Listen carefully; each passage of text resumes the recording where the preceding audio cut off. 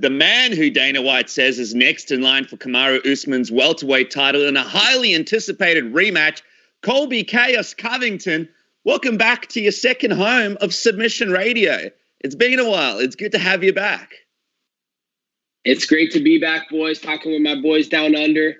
All love and respect from America to my boys in Australia. And it's great to be back in my home away from home, with Submission Radio, my favorite place to talk business. I love it, man. A lot of love. Yeah, well, before we get to business, before we get your reaction to UFC 263, as has basically become tradition when there's big fights in your division, talking to you about it, set the scene for us, man. Last night, where were you and how did you watch the fights?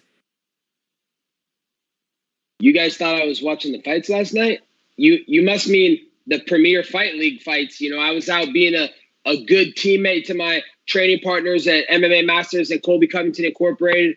That we had some title fights. My buddy and training partner at welterweight, Richard Mayo, went out there, won the amateur world title. And, he's on his way to becoming a star in the UFC. And, I was just out there supporting my teammates, boosting the morale, giving, support and love to the people that I'm around every day, when we're in blood, sweat, and tears chasing our dreams. So you didn't get a chance to see any of the Edwards-Diaz fight at all? No, I did not. To be honest, guys, I don't watch preliminary fighters. So, even if I would have been watching the UFC, I wouldn't have been watching the preliminary fights. It was the one thing about that fight, just quickly, Colby, is so Leon Edwards was winning the majority of the fight, but there was a crazy moment in the last round, in the fifth round, when Nate Diaz was able to land a good shot on Leon. He kind of stumbled him a little bit. It was definitely a crazy moment for all the fans in the building. And for a few seconds there, it looked like maybe Nate Diaz could pull it off and win. I mean, I know you haven't seen the fight yet, but what do you make of the fact that he was able to come back and have that moment in the fifth round against Leon Edwards? I think that's hilarious. I think Edward Scissorhands, he's out here claiming to be this god and he's ready for a title shot. Dude, you're struggling with a lightweight journeyman who has double-digit losses on his record, and this guy's almost finishing you, and you think you need to be in a title shot?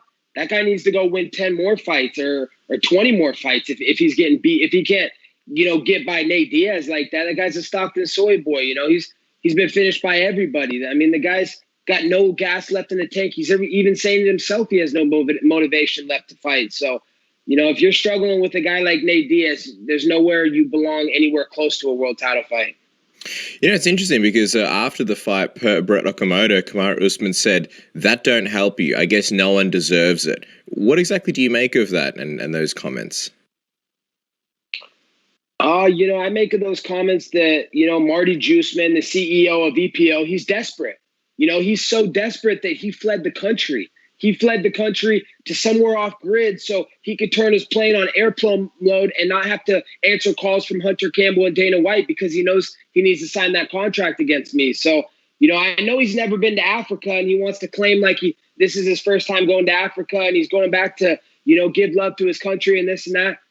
The guy's never been to Africa. He was born in Dallas, Texas. He went to college in Nebraska. So, he's trying to save face and act like he's Nigerian, go to Africa, act like he's an African and this and that. But, he's desperate. He's running from me. He's hiding and, he's not answering the calls from the UFC to get this contract signed between me and him.